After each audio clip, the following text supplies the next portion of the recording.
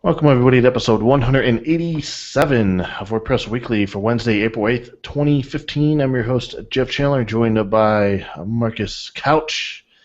And Hello. is it raining where you're at? I think it was raining in California. I made It headline did news all over rain the country. for a total of 3 minutes, and Jeez. I will see it rain again in September. So Wow, jeez. fun while it lasted. I guess you should have ran outside and looked up and felt it because you don't know when you're going to have that feeling again. Yeah. Anyways, I've seen we've had some good feedback. I think from the episode on Lewis Howes. I think I saw a couple people on Twitter said it was a good show, some good insight in that show. So I'm glad to hear that. We don't have any new iTunes reviews to go over this week, but if you're a listener to the show, you really like us, or you don't like us, take some time, open up iTunes, give us a review, tell us what you really think of the show, give us a star rating. We'd really appreciate it. And if it's a good review. No, I'm just kidding. If it's a good or bad review, if you throw a URL in there, we'll probably mention it on there too. So there's a little bonus incentive for you. There you go. Yeah, it helps us with the rankings. When we restarted WordPress Weekly, Jeff, when you restarted it, actually, we had to do a new feed, new all that stuff. So anything that was old, as far as the old archives, there wasn't too much that was carried over as far as the reviews. So we could really use that extra booster shot, and it's the listeners that can help us do that. Thank you very. Yeah, we'd appreciate it. It'd be awesome. All the more reviews, the merrier. So this week we have a awesome guest on tonight. I've been looking forward to this show. I always enjoy bringing somebody on who is, sort of with the people on that personal level, and they understand the pain points of WordPress. And a lot of times people like me, I've said this a couple times, and there's been a lot of others who say WordPress is easy. WordPress is easy. Yet when you work with if you ever go to a work camp and you work with some people in a happiness bar, you find out, maybe it's not that easy. And our guest tonight will be able to shed some light on whether WordPress really is easy or not. So Marcus, why don't you introduce our guest? Our guest today is technology trainer and WordPress influencer Bob Dunn. Known to some simply as BobWP, he's been a WordPress user since 2007 and began training others on the system shortly after. With his self-described training style as non-geeky, Bob delivers straight-to-the-point results for all those that he has instructed. In addition to those training and site contributions, he's also an active organizer in WordPress meetups in the Seattle area and also has a podcast of his own titled WP Breakdown. Welcome to the show, Bob. Hey, Marcus. Glad to be here. Yes, another West Coaster, except you're way up north, kind of close to Canada, eh? Yeah, kind of, eh. I had to throw that in there. Bob, thanks a lot for joining us on the show tonight. As a bit of a little tradition here when we have guests on the show, I always want to sort of ask them, what is their WordPress origin story? How did you discover and start using WordPress? It kind of goes back before 2007. The previous 20 years, I was my wife and I basically ran a marketing and graphic design firm, and so for many, many years, I was into print design, and then in the early 90s, I think I started dabbling in the web and HTML. Well, for a split second there, I thought you were going to say Flash. Yeah, no. Oh, okay. Actually, I think it was, what was mine? It was Adobe. My first program I used was Adobe. It was not Go Live. I think it was before it was called Go Live. And I knew I had to get into web stuff, but it was like I hated it. It just bored me. It was no fun. So for the next 10 years, I played around with it a bit. I did a few static sites, HTML sites. They were just, I look back at them and I think, man, they were horrible.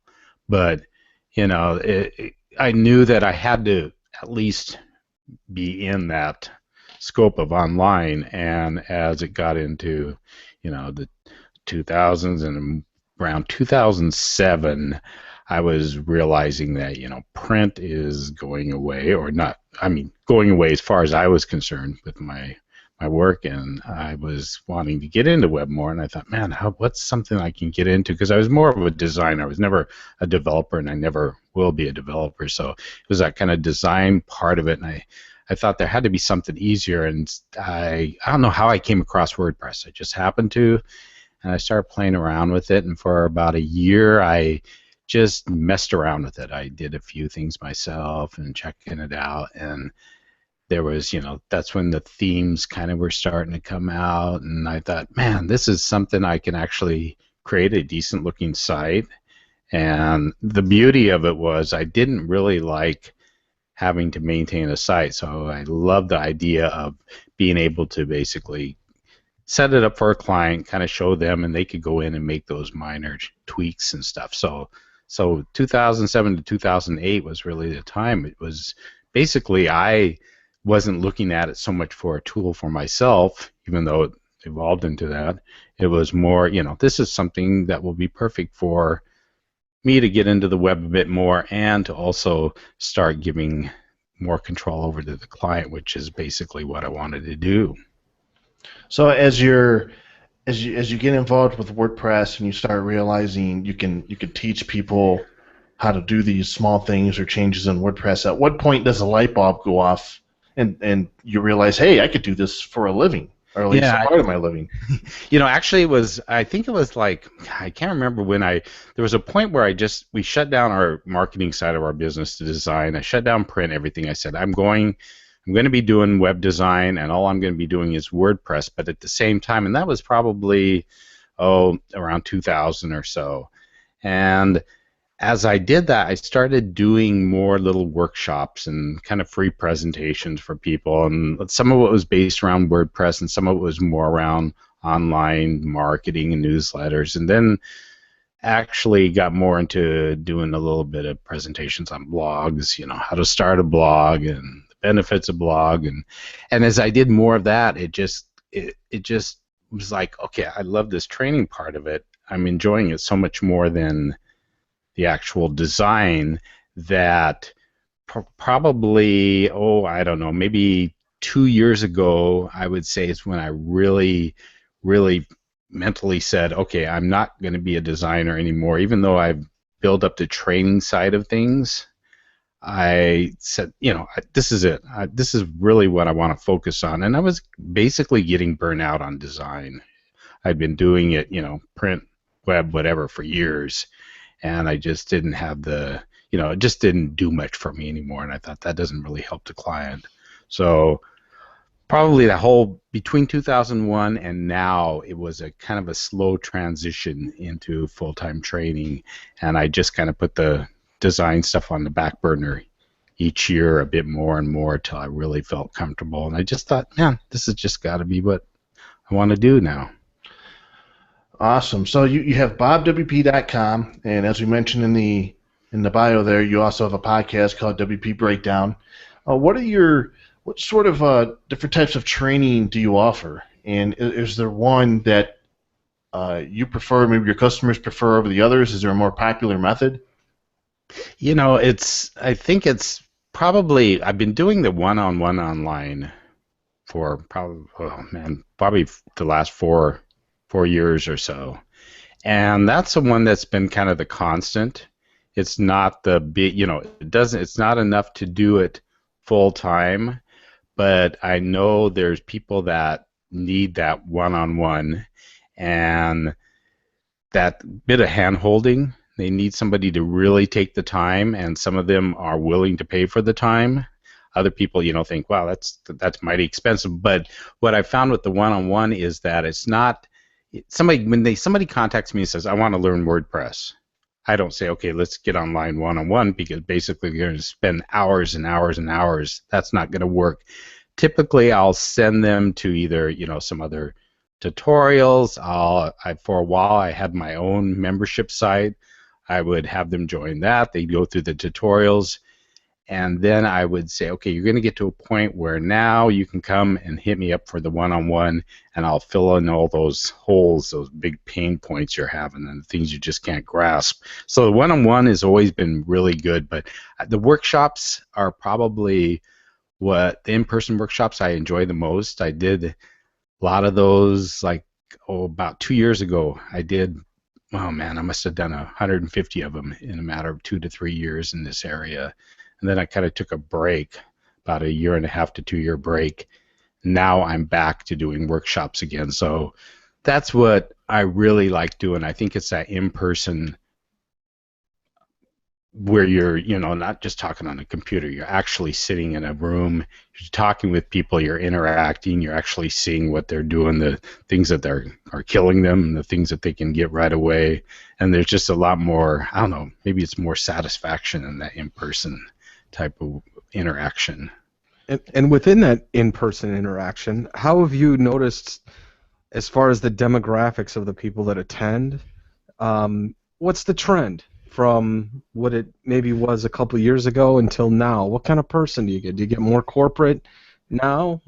Do you get more individuals who just want to do blogging or basic site setup? Describe your audience for us a little bit. Yeah, I'd say it's mostly the do-it-yourselfer. The corporate training I've done over the years, last few years, has been more, okay, come in and train a certain group of people, and bam, that's kind of it. They don't often come to you through the workshops. Those are more people that are, doing business for themselves. A lot of them are kind of in my demographic, my age bracket, because I seem to attract them, because they kind of, it's nothing negative, but they'll say, oh, I've tried to deal with this person, this young whippersnapper, and he just couldn't understand me, and I just, and they need somebody that really kind of gets down to that level again and remembers what it's like, and has a patience and stuff. And some people just, that's just not their thing. So I get a lot of that age, and a lot of them are people starting second careers later in life. They might have even retired and decided they want to do something else. They want to do something online. And the other part of that is people that have maybe gotten into a job or a new job, and they're working for a small business, and they just, they suddenly sitting in front of WordPress, they have no idea what to do. So that's kind of a smaller group, but that's some of them. Corporate, not so much. It's like I said, it's more the do-it-yourself, because they know they're coming there to learn it, because they want to do it. They don't want me, or they've been frustrated. They've tried other ways of learning, and it just hasn't worked for them. Yeah, one of the trends actually that I've been seeing is, at least I've been getting a lot of questions on Twitter from people that, like you said, want to start a career over again, or sometimes it's even expand a career, because some people will be working somewhere, even for a small business, and they want to get some job security. So what's the first thing they do is go, hey, we use WordPress as our business site here, Mr. Small Business Owner. How about if I start blogging on it a little bit more, because I've been with the company so long and have a good grasp of what the image and the vision of this company is. And I've been asked a couple times of people that are in that exact situation, who just want a little bit more work equity when it comes to their career, and so they want to learn WordPress in and out so that they can take advantage of everything that it has to offer. So I completely I confirm exactly what you're talking about there. Yeah, and that makes sense, because a lot of them are coming and they're saying, this is, they feel like they're bringing something new, or bringing a added asset into the business by saying, hey, I understand this blogging thing. I understand WordPress. I can do this for you. And it's just another added skill that they're finding is very useful. I'd say another benefit to doing in-person training is you're able to see the light bulb moment. And I gotta imagine that's probably one of the highlights of, maybe that's even what keeps you going. The fuel that helps you keep going is just helping someone until they reach that point where they have that aha moment. Yeah, and it's sometimes they're just, I shouldn't say they're hilarious, but they're really cool. I remember I was doing this presentation with 2 other WordPress people, and we were in this big auditorium, and we were going through and teaching some of the kind of the small little details of WordPress. And I remember when I can't remember what version we were on, but I showed them how to actually expand the editor window by grabbing that little notched corner.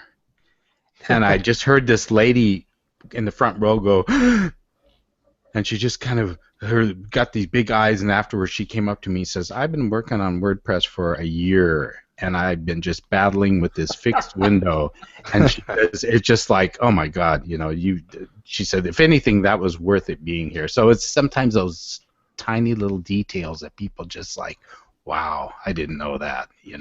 And then you're looking back on it, WordPress comes out with an update where they eliminate that little handlebar, and the box expands automatically based on how much content is inside of it. Right. So, yep, something always changes. So, they gotta get used to something else. So, now as far as obstacles, and now let's go back, 7-8 years for when you started. Are there still the same obstacles 7 or 8 years ago that you faced that are still there now? And subsequently, what obstacles did you have, but the platform has fixed itself? Boy, that's a good question.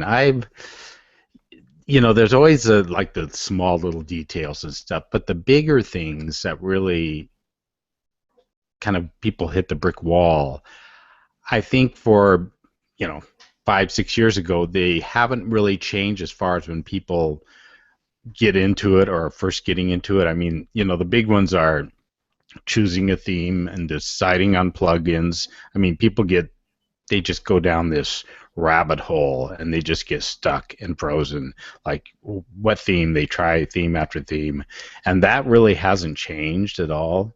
Same with the plugins. I think they think they know what they want, or there's all the different sites they go to, and these are the 10 best and the 10 best and the 10 must-haves, and it just confuses them more. And I don't know if anybody really has felt any more comfortable when they first open up that dashboard. I mean, that's the big deer in the headlights for a lot of people. They get that, install everything, okay, cool. They open it up, and then like, now what?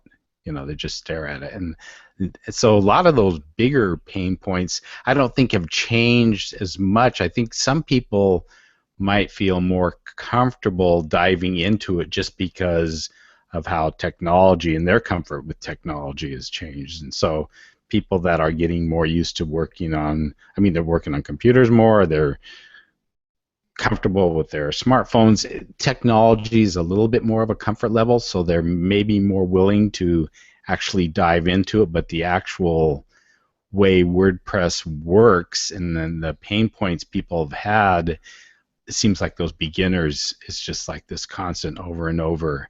And it's just, what's a page and a post? Why is there two things like that? It makes no sense to me. And I've heard it 5 years ago, and I've heard it now. How can we dumb that down? I mean, I've thought, and I think I've mentioned it on the show before, that I think WordPress for the newbie should be like a game. Like, okay, go look at the page. Okay, now you got a point. Okay, now make your own page. Okay, now you got another point. Add a tag to it. There's another point, and then you unlock pages or something like that. Posts. Yeah. And then just like different games, you can skin yourself. So then you unlock a theme, or at least something for. And I'm always thinking of the younger crowd when it comes to that, or right. even let's make WordPress back end for the newbie. As easy as it is to post on Facebook, yet still maintain all the infrastructure and things like that, and then slowly, gradually, kind of get them into the fold of what WordPress really can do at its fullest. Yeah. And that's always the challenge. Is it's like it's all or nothing with WordPress. When you install it, it's like bang, here's this giant medical anatomy of this technology that you've got to now cram the books and study, or hire someone in person to take care of that. And how do you think that moving forward we're going to be able to, I don't know, keep the pace as far as growth when you've got an age of Wix and Squarespace and all of that stuff? How are we going to do that? Yeah, I don't know. It's interesting because I was on the actually invited on the WordPress.org, the UX kind of team or whatever, to just to go in and talk about user interface and stuff like that, and they were trying to think of different ways to, even with the help in there, when you first open up the dashboard, welcome, how do we change those terms, or how we do make those actions where they're actually understandable? I think one of the things with WordPress, and I don't know if there's actually a solution to it, is the community. I mean, there's so much information out there on WordPress, which is great in probably a more positive sense, but in another way, all that information is accessible, and a lot of people that dive into WordPress, even though they know, okay, maybe I should do this, they start going out there and start looking at this, and they get, this shiny button over there, start talking about plugins. So now maybe it's not so important to do a page in a post or really wrap my brain around that. Now I've got to think about what plugins to do, or that whole theme thing, where they get so focused on that and start trying to, per se, maybe they're told just grab a theme, go for it. So they do that, but then they get frustrated because the theme doesn't do what they want it to do. So then they get all stressed out. They think, how do I change my theme? So I don't know, the way WordPress is right now, it's almost like it would have to be a major overhaul. But on the other hand, what I always tell people is when they come to me, they say, is WordPress easy, Bob? I say, no, it's not easy. It's got a learning curve. You're going to have to sit down. You're going to have to learn it.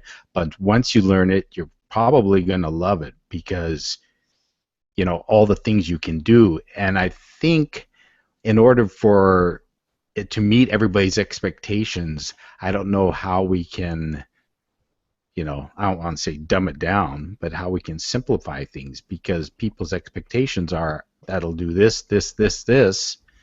And even though they know that it's a challenge to learn that, it's still going to be, they know that possibility is there, and it's always going to be in the back of their mind. And when they dive into it, they know, okay, I can start doing this, this, this, and they go off in all directions. So I wish there was a easy way to make it more simplified, but I don't think, with as robust as it is and keeping everything in, I don't really see a easy way. I think there's always going to be a learning curve to it.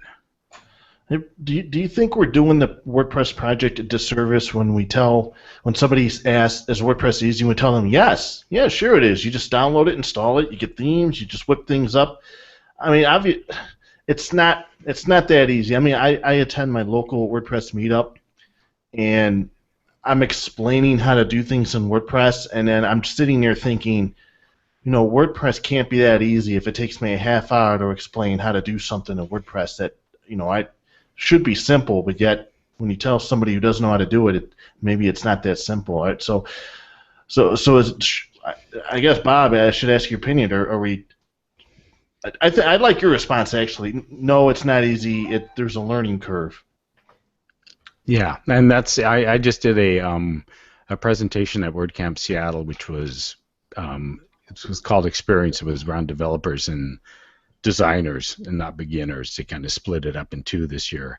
And I was talking about training your clients, and that one of the very first things I said is, these are 3 words that we've made a huge mistake bearing this into people's brains, that WordPress is easy, because then their expectation really, it's like, wow, they jump in there expecting that, and that's why so many people get frustrated and disappointed. And that's where we've made it, I mean, we work with it day in, day out and stuff, and it's easy. And for some people, it really depends on each individual. I mean, there's some people that just have those technical whatever inside them that they can jump into something, play around, and really grasp things quite quickly. And then there's some people that, it's a nightmare. It really is a huge learning curve. So everybody kind of is at a different level, and to just blanket statement that it's easy, it really depends on the person, and it depends on the circumstances, and what their expectations of that site is. If you say it's easy and they're thinking e-commerce and a membership site and everything else, whoa, they got to really step back and they get into it and find out, no, it's not quite that easy. So Yeah, I kind of cringe when I see that. I always, especially if it's splashed on some big landing page. And I keep thinking about in my head, as we say, WordPress is easy. Well, it's easy to do what? Yeah. What part? I'm trying to think of that, and without a lot of experience, it's really not easy to do anything. It's easy to get frustrated. Yeah, that's for sure. Yeah, exactly. Oh, I thought Marcus was going to keep going. I just had. That's just a blank statement, but no, I'm saying, and I'll continue with the rant if you wish, but it's about the only thing it's easy to do is find plugins and install them, or find themes and install them, but otherwise it's not easy, and maybe that's the fault of theme builders, perhaps. I mean, I know that recently people like Matt Medeiros have come out with Conductor, and that makes it a little easier, but then you've got that to contend with. And so then you're kind of adding to the arc of your learning curve even higher. So, and I'm trying to think of, like, okay, what theme out there has been really easy? And I'm starting to think, like, okay, the Genesis stuff, or, back in the thesis days and all that stuff. But those weren't easy either. They're not easy, and they're not easy to modify, and they're not even easy to get the demo content looking like the demo. Yeah, exactly. And I think the easy part of it is that we seem to confuse easy with, for me, most of the people I work with are, like I said, they're just users, bloggers, people that are running a business, and they don't, live and breathe WordPress. They're using it as a tool. What's easy to them is if they can do something without knowing code. If they can go in and actually make changes and use a plugin like Matt's Conductor, something like that, it's easy for them, but the whole concept of easy isn't that you don't have to learn it. Yeah, you do have to learn how to use it. And that's where a lot of the themes of page builders are, they say, oh, it's so easy to create your own customized layout. Well, and conceptually, yeah, it is easy because you don't have to learn code and get in there and do everything. But you do have to learn the functionality of that page builder, and that's got some serious, features that you have to go through and wrap your brain around. So what should we say instead of easy? What kind of synonym should we use? I basically say, I go back to the same thing. And it's more, it's doesn't come out quite as smoothly. I always say it isn't easy, but once you learn it, you'll love it. And that's kind of the thing is once people, I train some of these people, and they're just frustrated at the beginning, but once they finally get their brains around what to do, they're just like happy as can be, and they're thinking, wow, look at me, look what I can do. But it's that initial, let's not make it easy, let's make it where you've got to go through the steps, you've got to somehow learn this, and then it becomes easy. And then as long as you continue to be in there, if you learn it, you go away for 4 months, you go back into your dashboard, a lot of the people say, wow, now I've forgotten half the stuff. So I'm going to put you on the spot here, Bob. You're the coach. I'm going to call you Coach Bob. And, you apparently you should know the ins and outs of WordPress. You should be the grand master of everything and know everything there is to know about WordPress. Maybe I'm putting you too far out there. But do you have pain points with WordPress? And if so, what are they? My pain points are coding. And that really is, when people come to me, I have to really give them kind of straight out, here is what I do and here's not what I do. It's a lot of people come to me and think, okay, I can do this, and they muddle code, they muddle between being able to do things simply, being able to do things as a designer, and being able to do things as a developer. And I've learned over time that I really have to say, hey, this is how I do things. I will teach you how to use this theme. I will teach you the WordPress basics. I'll teach you plugins. I try to find solutions through theme features and plugins and the combination of both. Now, I'm going to be really upfront with you if it gets to a point, and I have to say, this is your expectations are not going to come out of the box with that. You're going to have to hire a developer and do a custom site or a specific piece. And that's my pain points, is not wanting to do that, because I mean, I know a little bit of CSS. I can get in there. I can, hack away at that some, PHP, all the other stuff. That's my pain points. I don't want to learn any of that. I want other people to do that. I want to be able to, even when I do my own sites, it's like I really look at the themes, I look at the plugins, how can I put this all together, because I don't want to have to worry about any kind of code customization. So code is my pain point. Just admit, you're using WordPress at a great point, because back in the WordPress 2.0, 2.3 days, when I initially got involved with WordPress and started learning it, so many plugins had directions. If you looked in the README, it said, find this line in functions.php, add this filter, add this parameter, and this is how you change things. Boy, those days, they're not completely gone, but they're 99% gone, and boy, I bet you're happy for that. Oh, yeah. And that kind of segues into a pain point that really drives me nuts, is how people will easily throw code onto a blog post and say, okay, if you want to change this, just go in and do this code. Change just one line.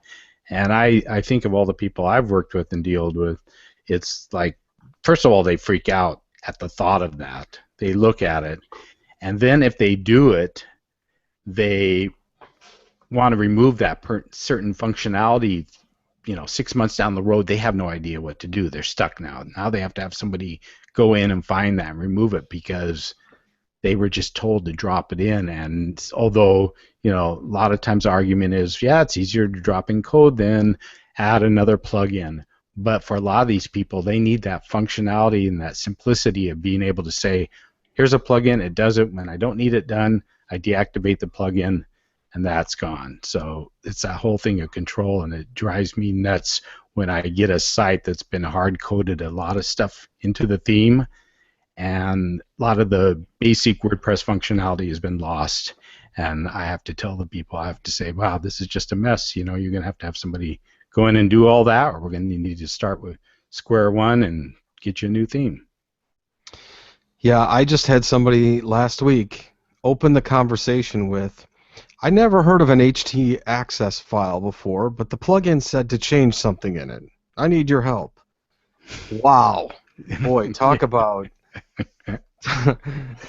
your problems. I mean, and that's the thing. I think sometimes developers and coders of these guys, these plugin guys, they don't really think that everybody's not a coder, because they are. Mm-hmm. And subsequently, there's a lot of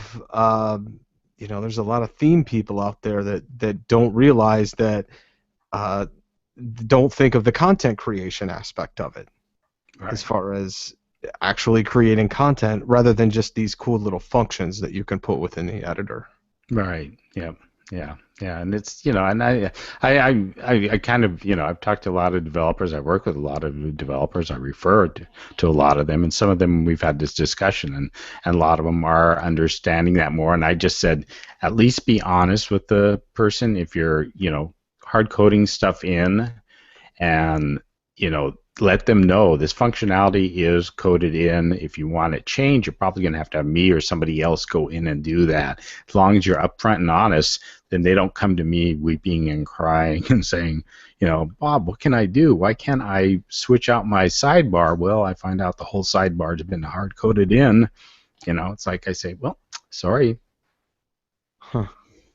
You mentioned something earlier about all of this information being accessible to users. So as a trainer, there's thousands of tutorial sites out there, through the likes of Google. Then you have some websites out there that are membership sites, and they have video tutorials, or they have WordPress training.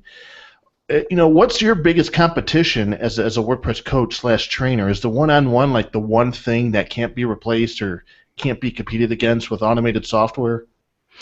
I probably the one-on-one and the workshops. When I started my membership site with my videos, I thought, okay, I'm doing my tutorials differently.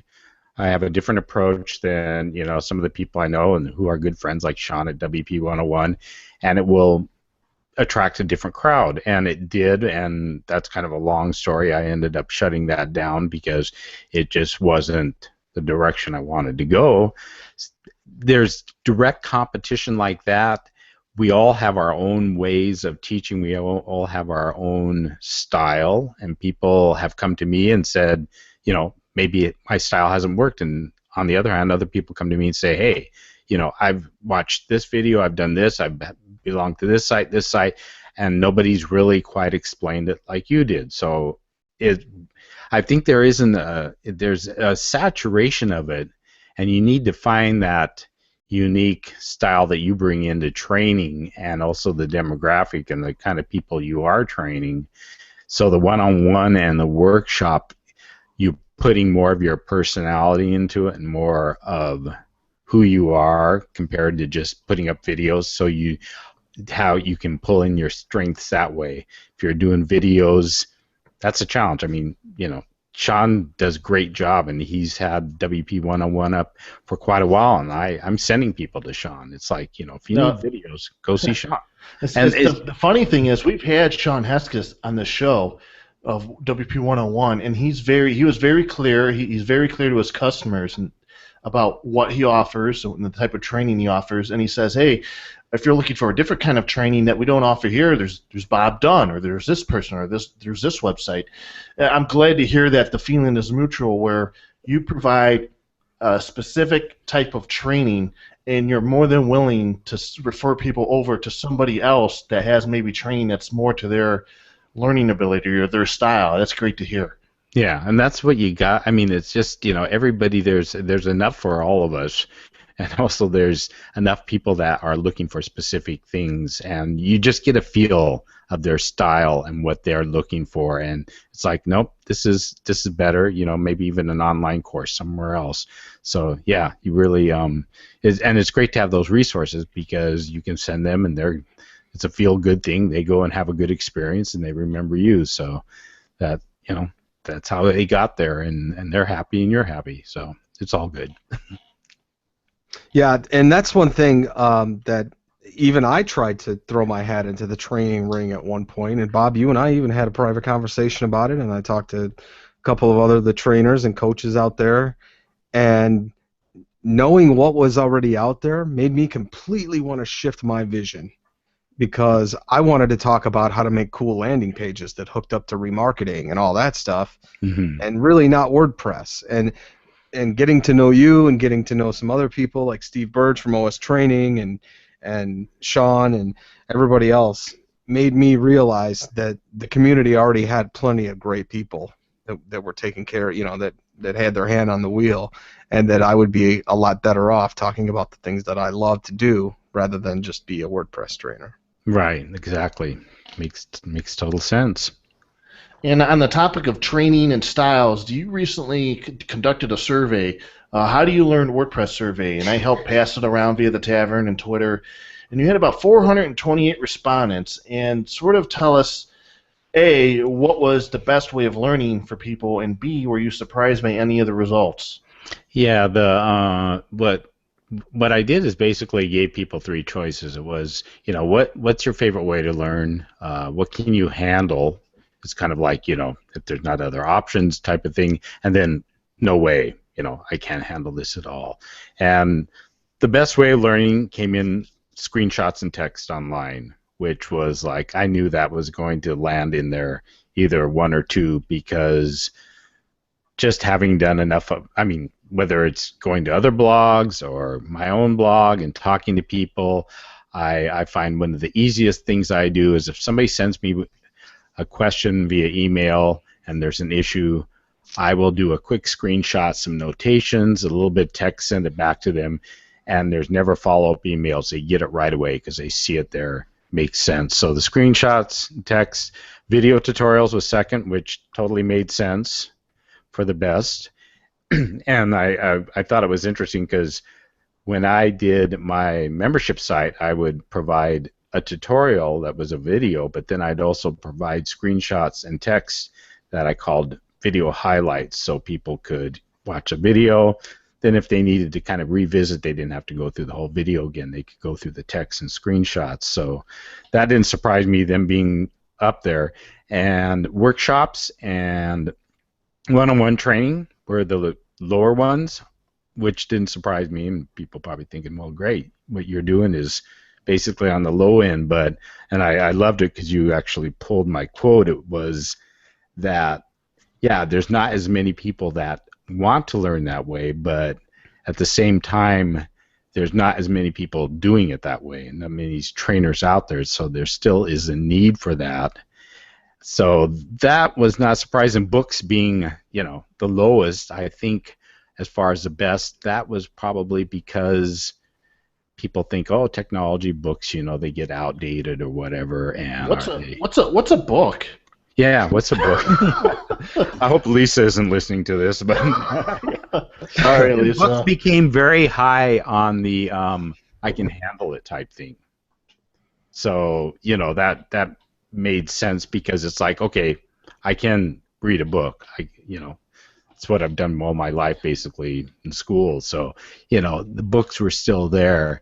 And the no ways, that pretty much, you know, some of the more personal one-on-one online training was one of the top in the no ways, and I think there's a lot of people that just, you know, that's not their thing. You know, they don't want to learn that way. They want to get on there, read something, watch a video, learn it, move on. So the whole how it all played out, I mean, I know a few people said, oh, wow, I'm really surprised. It just fell into place. I thought, man, this is what I hear, you know, day in and day out talking to people and how they're able to learn. And, you know, there's plenty of people that say, hey, yeah, I can jump on a video, I can do this, but you still get those few people that say, nope, video isn't going to happen. I need you to sit here with me and walk this, you know, step by step in person. So there is that need, and there's people that have that, but the screenshots and text and video totally made sense. And I think it's important to note that you didn't segment people, or you don't have any demographics, you don't have any skill levels. It was just a survey with questions on it, and whoever could take it took it and submitted their responses. Yeah. Yeah, and that's, you know, and I explained to a few people because I think they were a little disappointed. They want to know, but, you know, when you put these surveys up, the more you ask, the more personal questions you ask, and just the longer it takes people, the less they're going to do it. So I want to make it easy. Well, I think also, you know, with that first question, you've really highlighted something that's a need on a local basis, that, you know, there's a lot of underserved people out there as far as getting one-on-one training that are sitting down next to somebody and teaching them. And that's something that for designers and developers out there that are struggling to find clients, that's a good lead-in for you, is training someone how to use WordPress, because chances are you'll probably get some work out of it, you know, after the fact. And if you're lucky, at least based on what I've seen at my local WordPress meetup, sometimes people will show up there at the meetup and we'll go over some lessons or do whatever, but maybe they just don't quite get it, or maybe they need one-on-one for specific help. I've seen forum posts on there saying, hey, is anybody available? I'll hire you. Just drive to my house or drive to this location. Meet me for an hour or two and just help me, walk me through and explain these things to me. And it seems to me like meetups, if you have one, especially some of the more popular ones, are great places to sort of get a feel for if there's a market in that area for one-on-one training. Yeah, and I noticed with a lot of my one-on-one, I'm doing something Monday with a nonprofit, and they basically had a site designed for them that's custom site, and the guy's having troubles figuring out how to change out some of the images, and he says, I don't know what's customized and what's easy to do, and they're hiring me basically just to come in and coach them on saying, okay, here's how you can easily do this, but these other pieces, yeah, those are, you know, something you're going to have somebody go in and do with more knowledge in the code or whatever. So they're not always necessarily looking for actual hands-on, you know, do this. They're looking for some guidance because they're just at a loss. So they're, you know, they're telling me for these pieces, you know, tell me who should I go to or where should I go? who are the people I want to deal with and can take care of this part, and then you show me what I can do myself.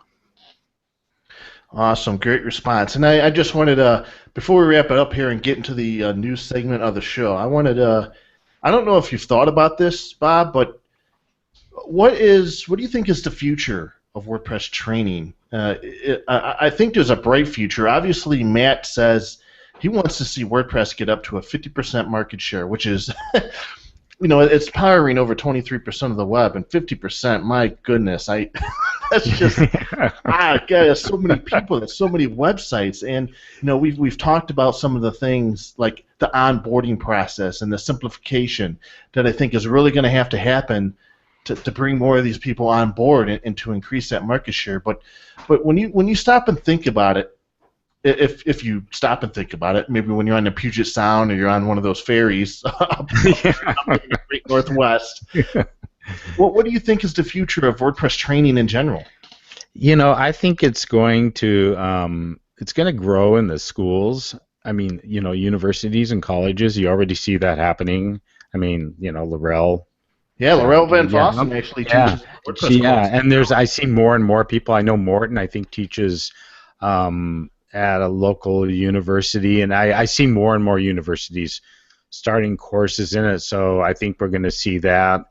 And I think, if you're going to get into the training, you just kind of have to follow your gut feeling as far as what is, because like I said, 2 years ago, I kind of stopped my workshops. I said, okay, I'm going to go online. I'm not going to do any more in-person workshops. I'm just going to focus online and sit in my pajamas day after day and, just deal with that. And it was like, okay, this is working, but I started losing something with that. I started losing connections with, I was talking to people and stuff, but I felt I was not getting that interaction, like you said, almost that seeing people and how excited they get when they finally learn something, all those pieces. So I think that over time, the online thing is going to, it's already kind of getting saturated, but it's going to become more in person. And I think obviously as it grows, more people, that demographic of people that like and need that kind of training are going to start popping up. So people are going to have to either, diversify their training and say, okay, I'm going to start doing in person, or others are going to jump on board and do it. So I think it's always going to be needed to some extent, no matter what WordPress does with itself, because there's always going to be people that need to understand it, and it's going to still be a challenge no matter how simple something gets. There's always those people that just still have that challenge. So I think it's going to grow. I hope there's always a need for you and always a way for you to make a living, because I'm talking about a few years in advance. But what if, like you said, WordPress is already starting to get into the education sector through universities, but what if it becomes an elective, in public schools, and then we already have the kids camps, and what if we get into a situation where there's a kids camp for practically every words camp, so we're teaching children between in their early teen years how to use WordPress. I just wonder if we get to the point where all of these people are educated enough to where your market for people who want to know this stuff dwindles to a point where it's hard to find people who need the training. Yeah, I think there's always going to be there's always going to be a certain amount of people, because you have all these different generations. You could go far into the years, probably long after I'm dead or something, but where maybe everybody is exposed to it that wants to be, but there's always going to be those people that choose not to at some point in their life, and then choose to want to know it. So there's going to be things change in everybody's, whether it's your business, whatever, if it's a personal blog, you're never going to I don't think anybody will carry it through their whole life, even if they learn it early. There's going to be times when you drop it. There's always going to be those times you need to pick it up again, or somebody that just showed no interest in it. I can think of things I was, took in high school and stuff, and my God, if I had to try to put something together in a woodworking class again, they'd have to, it's like bobbing nails and wood. No, that's not going to happen. So, there's things you learn, but how much you really carry them through, I think there's always going to be, as long as it's around, I think there's always going to be a need. And last but not least, if you ever have the opportunity to go to a kids camp at a work camp, I highly recommend it. I think you'll be pretty impressed. Yeah, that would be really fun. These kids, I've attended the kids camp. When these kids go from Minecraft to ripping out posts and creating categories and slapping in some featured images, it's like, wow, these kids are. It's just like part of their culture. It's like they're born with WordPress knowledge, man. It's pretty impressive to see. Yeah, that'd be a lot of fun. I've done a lot of work in education and stuff in the past and stuff, so I always enjoyed going in and doing presentations and stuff. Nothing WordPress back then, but it was amazing with kids. They just suck that stuff up.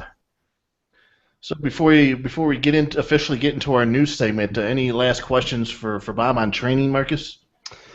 Well, I just think it's just more of a statement to get Bob's reaction, but I think beyond the training of the initial, 101 style, where do you see specific kind of centralized training going for more advanced people, like I'm saying, like WooCommerce training or theme training or things like that? What are the more advanced things that maybe the repeats are coming back to you with and saying, boy, I really wish we could learn this now?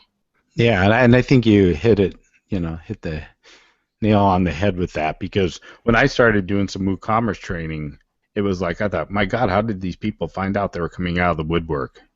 With can you coach me on this? Can you coach me on this? So there is that need in any specific, whether you're doing a membership site. I've actually had people come to me and want training on training. They want to do what I basically do, so they'll hire me for a couple hours and we'll kind of go through some of that. But I think e-commerce, I think membership sites, the themes, because people are always changing themes, and a lot of people will hire me just to pick a new theme for them, and we'll really go through some step-by-step stuff.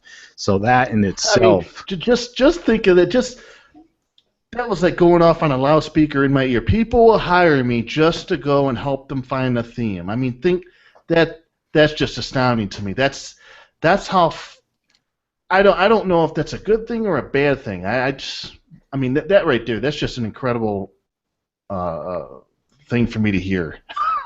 Yeah, and it's amazing because so many people. But why I actually started doing more of that is that people were landing on themes and getting themes because they were disillusioned with a demo. They didn't understand this. They didn't, what can I really do here? Do I have to hire somebody to fix this part? So it's really picking at their brains, going through everything they want it to do. And I'll even say, okay, what sites do you like? They'll give me some sites. I'll maybe give them 3 or 4 themes that I think might work. And I tell them, now look at all those themes and tell me everything you like about it, but everything you want to change.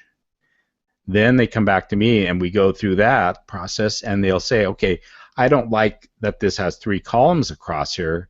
I want 2 columns. Well, with this particular theme, you're stuck with 3 columns. That's how it's built. That's how the home page is built.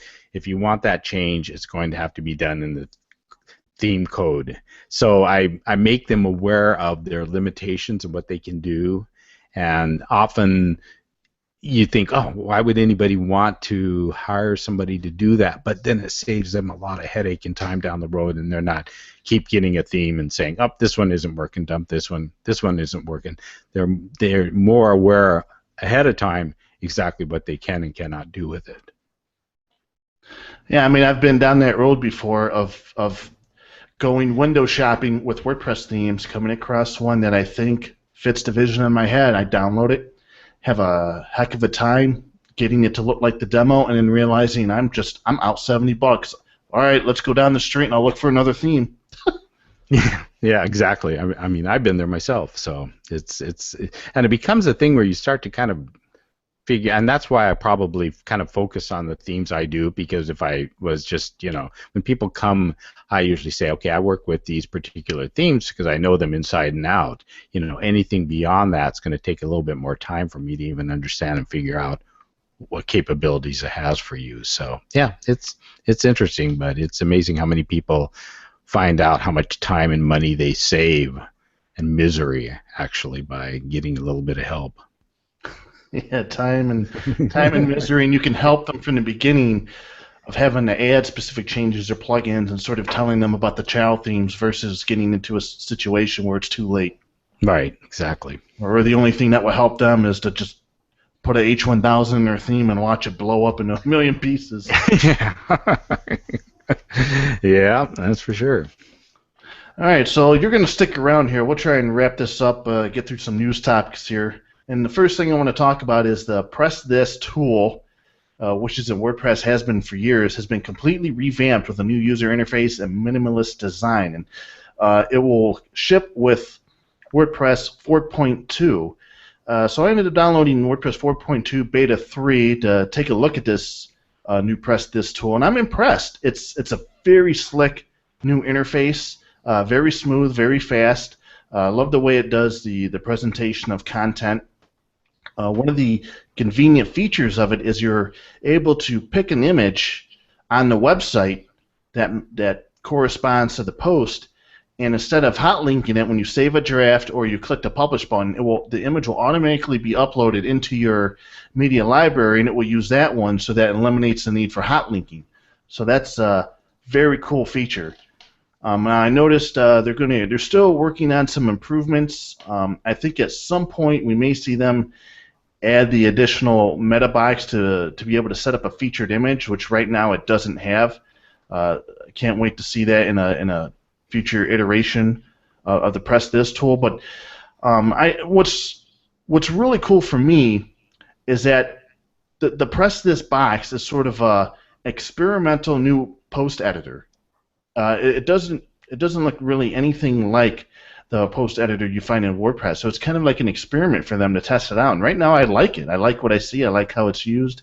And now, of course, they need to add that featured image box so I don't have to switch back to the other editor. And once they do that, I'm really going to give this thing a try. And from what I've been able to find out, it's API driven.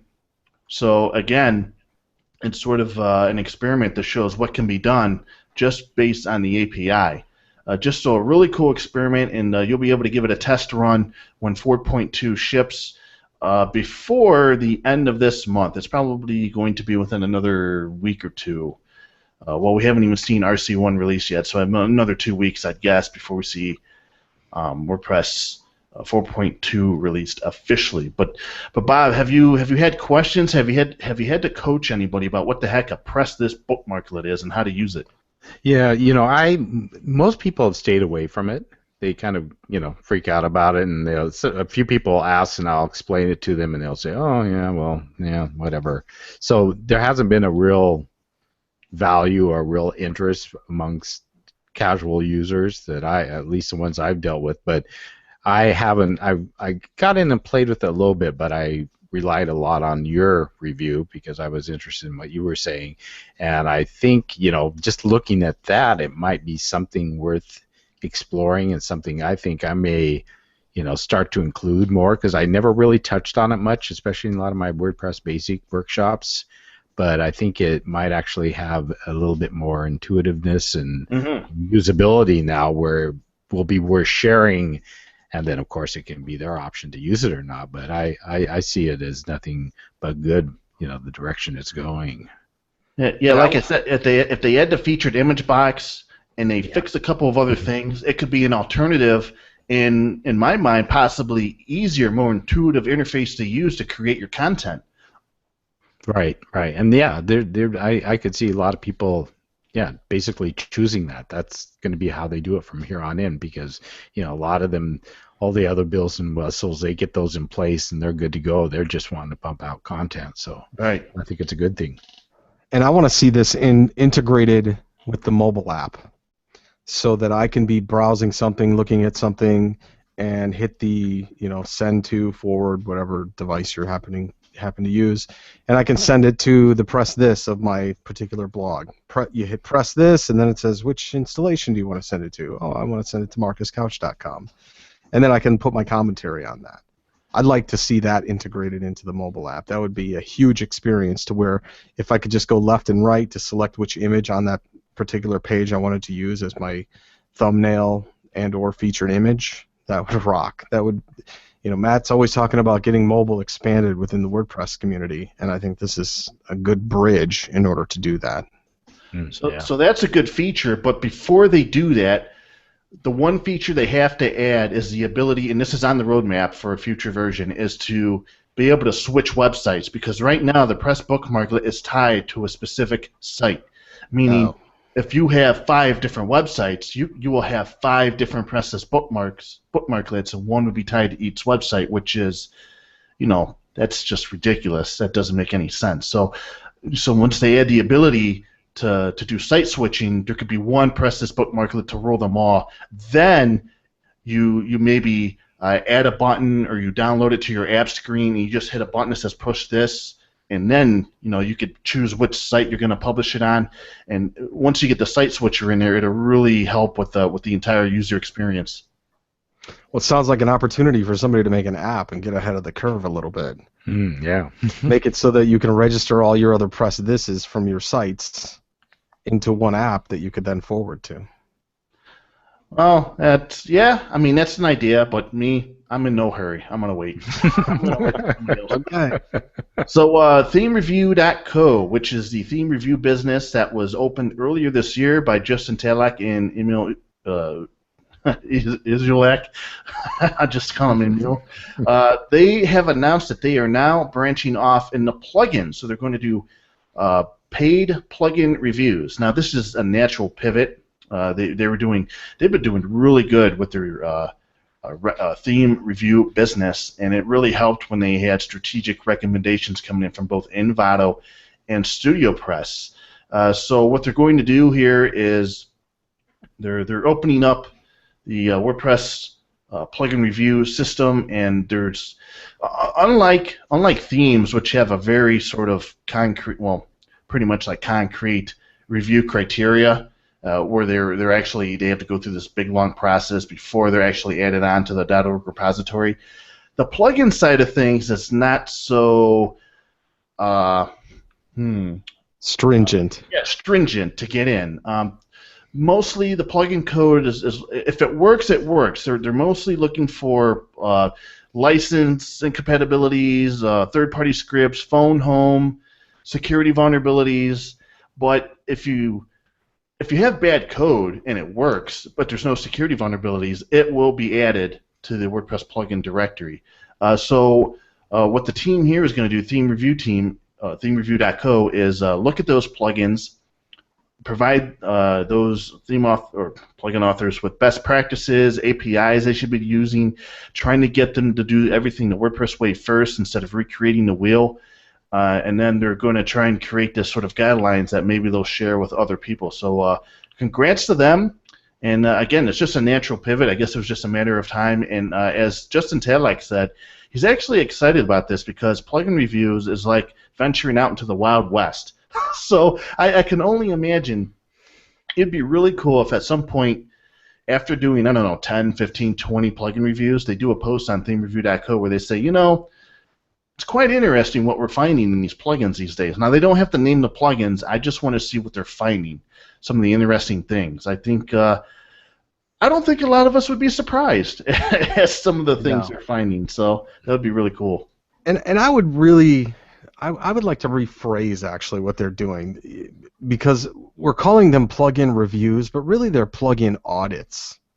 They are going in to make sure that the code is clean, to make sure that there are not overlapping processes that probably could be done in core anyway, with just the right callouts. So it's different. And I had somebody actually on Twitter say, "Isn't this what you do?" No, I'm a plugin critic. I just, I'm like the movie reviewer. I just I tell you if it's good or if it's bad. I don't really get into the code or anything like that. So these guys really are taking a forensic analysis of a plugin and suggesting to the actual developers what can be done to improve it. So I think it's a little beyond what our traditional vision of a review is. They are getting very, very deep with it. Now, obviously, I think a lot of people would like to see a very, very deep review be part of the actual process to get a plugin added onto WordPress.org, but it's expensive. It takes time and it takes money, and there's no way to automate it.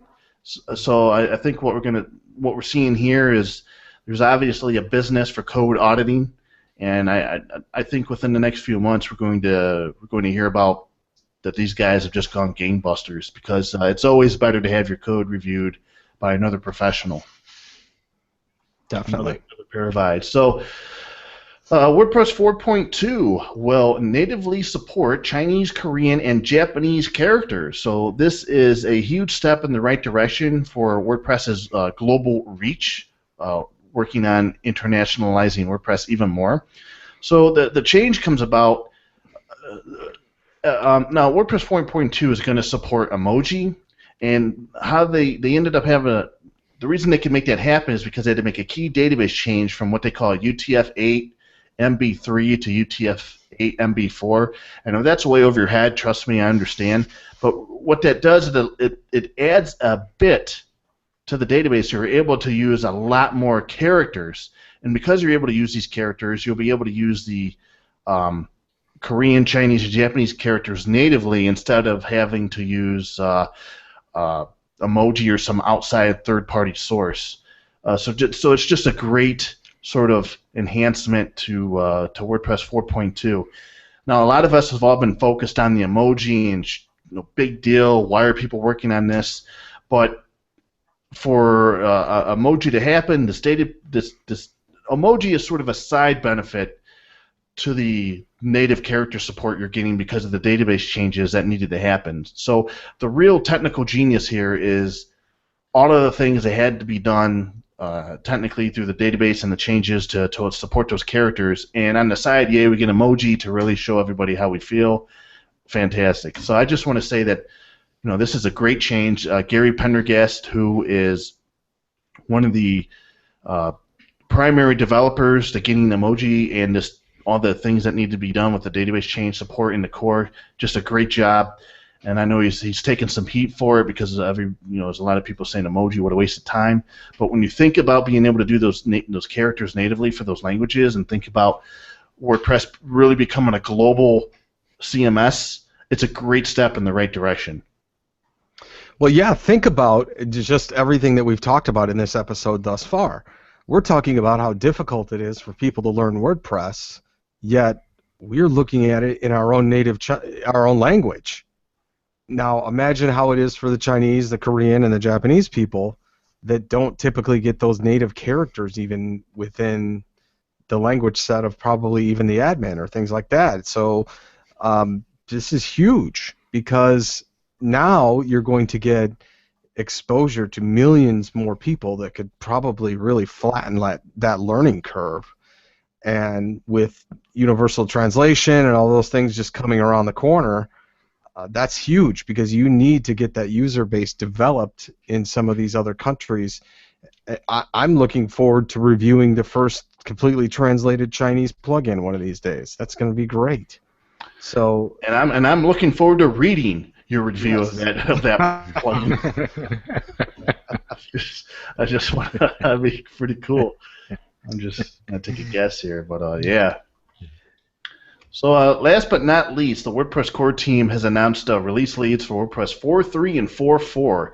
Now you might be thinking we're jumping the gun a bit, but actually this is very beneficial because it's one of the first times where they've had the convenience of being able to announce the release leads so far in advance. Usually they're announcing the release leads as part of the beginning of the next development cycle. Well, now this eliminates that process, a cog in the wheel, and now those release leads actually have time to start thinking about what it is they want to focus on, and they can start shepherding the featured plugins, getting other ducks in a row before their first day of actually leading a release. So Konstantin Oberlin will lead the release of WordPress 4.3, and his big contribution to WordPress lately is he redesigned the theme directory, which looks pretty snazzy.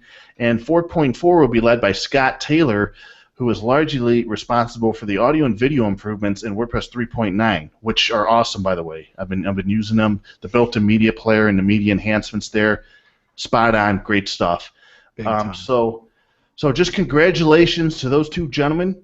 Awesome contributors, awesome volunteers. I can't wait to see what happens here, and I'm hoping that by having these release leads announced way ahead of time, it just smooths out any rough edges around the WordPress development cycle, and we can carry this momentum into 4.5 and 4.6 and start taking care of some other things as well to just sort of eliminate anything that could be a cog in the wheel or something that could hold the development meeting or development cycle up. So congrats. Just good stuff all the way around.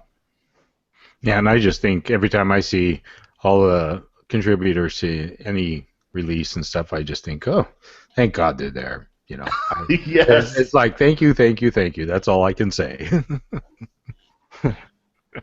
Yeah, so congrats to them, and that's going to wrap it up for the news of this week. Marcus, why don't you give us your plugin picks of the week, and then we'll all say our goodbyes. Definitely. Well, the first one out of the gate, Jeff, you might want to take a look at this one yourself because this may be one that's post-worthy as far as being on the tavern. It's called Disk Usage Sunburst. And what it does is it creates a cool little sunburst chart, basically a circle with a bunch of different arcs around it. And each arc within the chart is designated as either a directory or a file. And all you need to do is hover your mouse over an arc to see the name of the file or the directory and the size. So the bigger the arc is, the larger the file. And it's a really useful method in determining what are the largest files within your WordPress installation. I did it on one of my demo sites, and I didn't really realize that I uploaded a 2 meg image to the site until I used this particular tool. So it's really a neat tool to kind of analyze and really pinpoint exactly where your files are and the size of the files within your WordPress installation. A really good way to kind of give a self-audit of your site as well. So really good plugin. It's called Disk Usage Sunburst. Oh, well, look at that. Pharma Hack directory is using up a lot of space. I don't think that's good. I'm only joking out there. Next one up is very useful. It's called Download Media Library. And plain and simple, this plugin lets you download your entire media library as a zip file.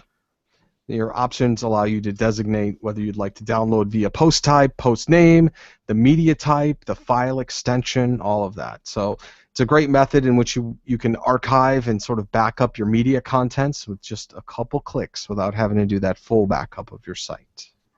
So I know you can. It says download files from a media library in zip format, but what about? I guess you would just have to unzip and re-upload them to the directory, to upload that directory structure to get it back? Yes, yeah, that's exactly right. So it doesn't necessarily give you your directory structure, so it's not really a migration tool more than it is just an archival tool. Okay. And finally, this is something that I've tried out myself, and it works pretty well. It's called Tracking Code Manager.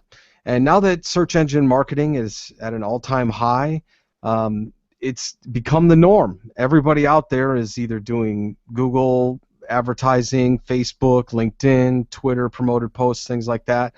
Well, they all require one thing, which is they need some sort of a beacon or a tracking pixel or tracking code to be installed within the site. And things like Facebook and Google, well, that typically required 2 different plugins or 2 different installations of code, and that taxes your system as far as the resources. If you've got 3 or 4 different plugins to handle all of the different types of code injection that you need to do, that definitely slows down your site. Well, Tracking Code Manager is one of the first plugins that I've ever seen that actually does everything out there. It does Facebook audiences and Facebook retargeting, Google remarketing, integrates Google Analytics, Zendesk, eye tracking analytics, pop-ups, all that kind of stuff. And you could do it all within this one plugin. And the version that's released in the repository is a free version, but they also have a premium version that does a little bit more tracking as far as where you can place the code. You can even do it in like a per post inclusion, tracking it in custom post types or even within categories and tags. So it's a really handy plugin if you do a lot of advertising, tracking, and code injection. It's called Tracking Code Manager.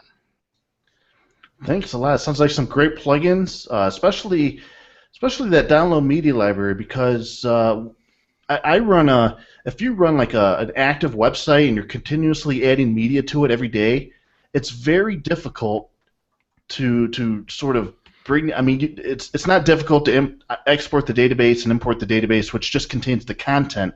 The problem is it doesn't contain the images. So I've been looking for an easy way to download the media library from one site to upload it to my staging site, and I think this will fit the bill.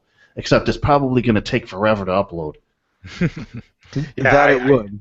Yeah. I see the same thing. I know a lot. I think of conversations and people have asked me specifically that. So that is, I mean, I've already got it written down here because this is going to be something there is a need for it, because there are people that are looking for, and I'm trying to think of an instance, but they are looking to just download it. They're not thinking of backing up or migrating or anything. They just want all those files for some reason or other. So very, very cool find.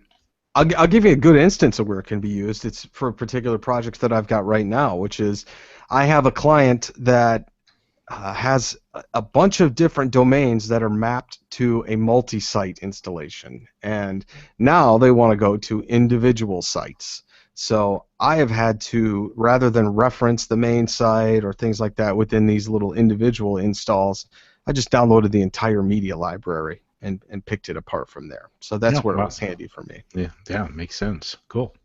And by the way, that music notation plugin you mentioned last week, I wrote about that. Man, that's a pretty cool plugin. It works great, and I actually found out that Nate Wright, I believe it's Nate Wright, also has a notation plugin that does a little bit more, but it's actually cool to see that. For anyone out there that needs to mess with music notation, there's at least 2 plugins out there that do a great job. Yeah, I know. I was just going to say, I know that when you did the post on it, Jeff, that I shared it, and I think I had somebody direct message me and say, "Wow, this is exactly something I was hoping would come up," or something. No way! You got to be kidding me. Yeah, it's always amazing how many times I think, and I'll think, well, there's going to be some specific little person out there in the world that's going to love this thing, and maybe I'll catch them. And every once in a while, it's like, oh, wow, that just, I was hoping something like this, or this is going to be so useful for me. So yeah, it's amazing. That's that's an awesome story. Thanks for telling us that. That's pretty cool. I mean, Marcus found it, but then when I came across it, I said, who needs this? Who's going to be doing music notation? But obviously, hey, people need it, and it's great to see that something exists there for the people who need it. Exactly. So that's going to do it for this edition of WordPress Weekly. Bob, I was really stoked for the show, and I had a really great time here learning about what you're experiencing, training WordPress users, and just WordPress coaching and training in general. I think you're doing an awesome job. I think you're one of the important pillars of WordPress and really helping WordPress to grow, because you're there. Instead of people getting disgusted and frustrated to the point of wanting to go to a Wix or a Squarespace, they find you, and you set them on the right path to righteousness, or something like that. To happiness. Preacher Bob here. I should say happiness, because we don't want the whole WordPress religion thing going on here, because that's dangerous territory. But you're doing a great job over there. I'm always hearing great recommendations about you, and just keep up the great work, man. Thanks a lot for being on the show. Thanks. I appreciate that, and yeah, this is a blast. I've been looking forward to this, so I'm glad I finally was able to make it on this show. So very cool. Now before we let you go, you got to give us all the details on where we can find you on Twitter, Facebook, your website, and are you available for training? Can someone go to your website, and do you have anything available there where somebody who is interested in training could get in touch with you? Yeah, website, BobWP.com, and yeah, I have both one-on-one online training slots available. They can just go in and look. Of course, a lot of people want to contact me beforehand and kind of make sure it's a right fit, which I totally understand. Then I have some in-person one-on-ones that I do in Seattle, as well. And then of course, if you're in the area, I have a lot of different workshops I have posted and also will be posting, forever and ever, amen type thing. So yeah, and I'm BobWP on Twitter, and I usually just tell people at the beginning of my presentations, if you need to find me, just Google BobWP, you'll find me somewhere. So awesome. Thanks a lot. Thanks again for being on the show. And Marcus, of course, I don't know if we don't know where to find you yet by now, but if we don't, where can we keep tabs on? You can find me at my website, marcuscouch.com, and also on Twitter at marcuscouch. And you can find show notes for this episode and every other episode on WPTavern.com. Just click the WordPress Weekly link up at the top. You'll see a list of categories. It'll be right there. And you can follow me on Twitter at Jeffro. That's JEFFR0. And as far as I know, Marcus, I don't think we have a guest scheduled for next week, do we? It's kind of empty. We don't have a slot filled for next week, but that's okay. I think we probably will. If we don't, there's a lot that you and I need to discuss about some things going on in the community, so stick around for that. If there's no one sitting in that seat, then Jeff and I have got some targets we need. I might just not schedule a guest just so I can see what's going on here. All right. You got me psyched up for next week's show already. So all right. Everybody out there, have a safe and enjoyable rest of the week, and until next Wednesday night, stay safe, everybody.